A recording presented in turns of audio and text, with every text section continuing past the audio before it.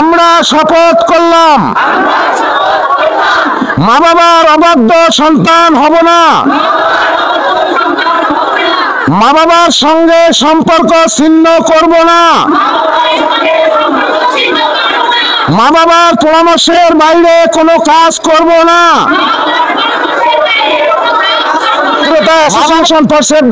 মা বাবাকে বাঁচানোর জন্য সংগঠনের পক্ষ থেকে আমরা সুদূর ঢাকা থেকে এসেছি। আজকে ললিতারহাট উচ্চ বিদ্যালয়ে এখান থেকে দাহগ্রাম লিবিকা করিডোর মাত্র 2 থেকে 3 কিলো। আমরা প্রত্যন্ত অঞ্চলে এসেছি।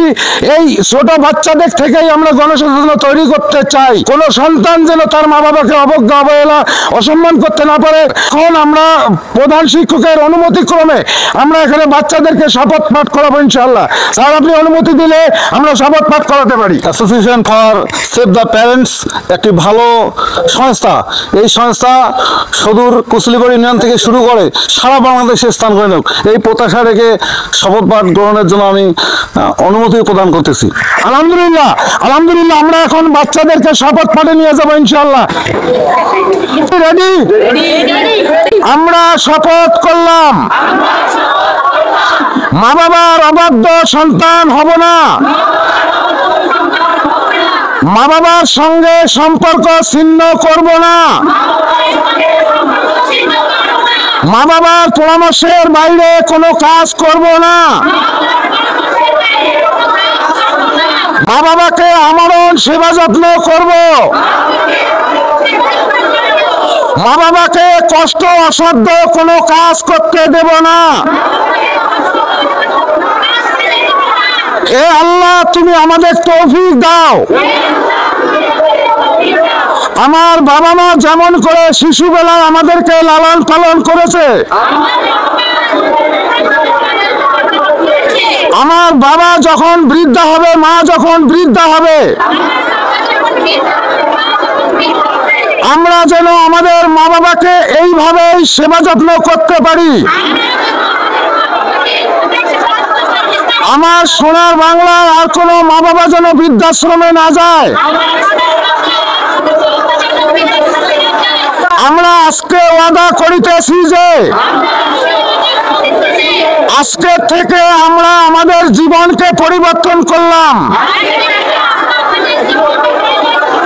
কোনো অবস্থাতেই মা বাবা, ভাই বোন, চাচা চাচি, ফুপা ফুপি, খালা খালু এদের সঙ্গে কোনো প্রকার অসৎ আচরণ করব না। কোনো কিছু চাওয়া পাওয়া পূরণ করতে না পারলে আমরা সন্তুষ্ট চিত্তে জবাব দেব। হে আল্লাহ তুমি আমাদেরকে তৌফিক দাও। আমরা যেন association for save the parents মা বাবাকে বাঁচানোর জন্য সংগঠনকে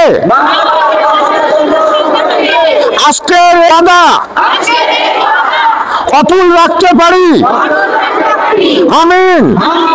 আপনি যদি আপনার চাচা চাচির সঙ্গে সম্পর্ক ভালো রাখেন, চাচাতো ভাই বোনের সঙ্গে সম্পর্ক ভালো থাকবে। আপনি যদি মামা মামির সঙ্গে সম্পর্ক ভালো রাখেন, মামাতো ভাই বোনের সঙ্গে সম্পর্ক ভালো থাকবে।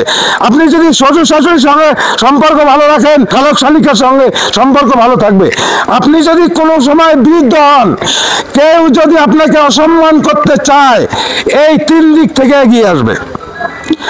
অতএব আমরা আজকে যে শপথ বাক্য পাঠ করালাম, আমাদের পারিবারিকভাবে ঐক্য থাকতে হবে।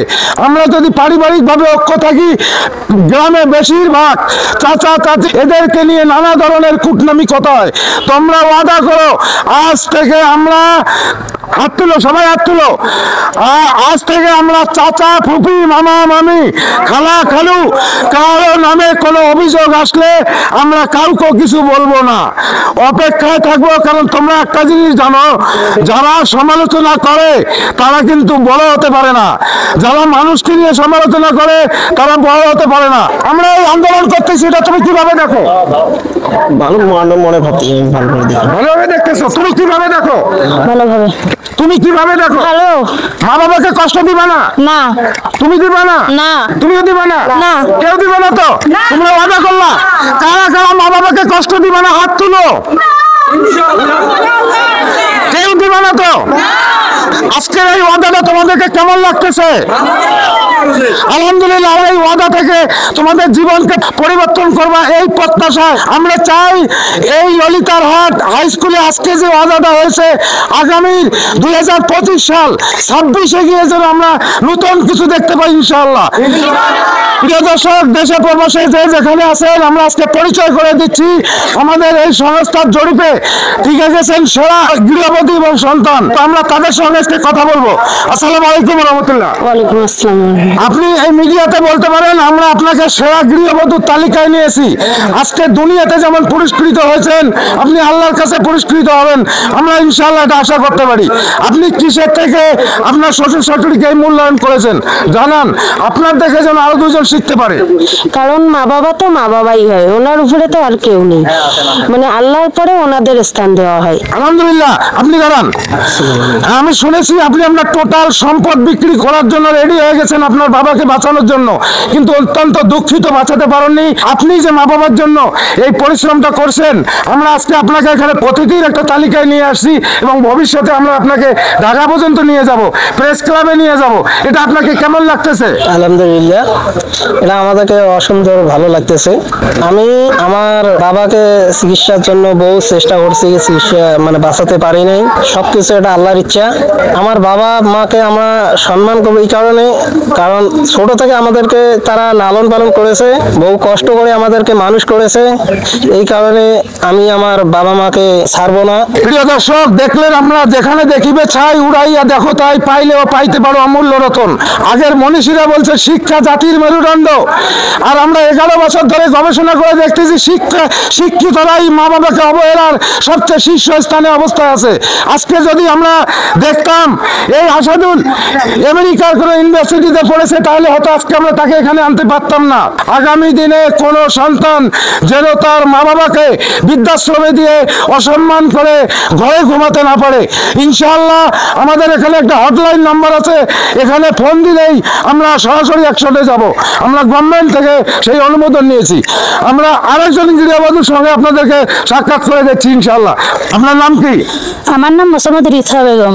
আপনাকে আজকে কেমন লাগতেছে? আলহামদুলিল্লাহ, আমাকে ভালো লাগতেছে। আপনাকে এখানে যেরকম পুরস্কৃত করা হয়েছে, কাল কিয়ামতের দিন আল্লাহ আপনাকে পুরস্কৃত করবেন।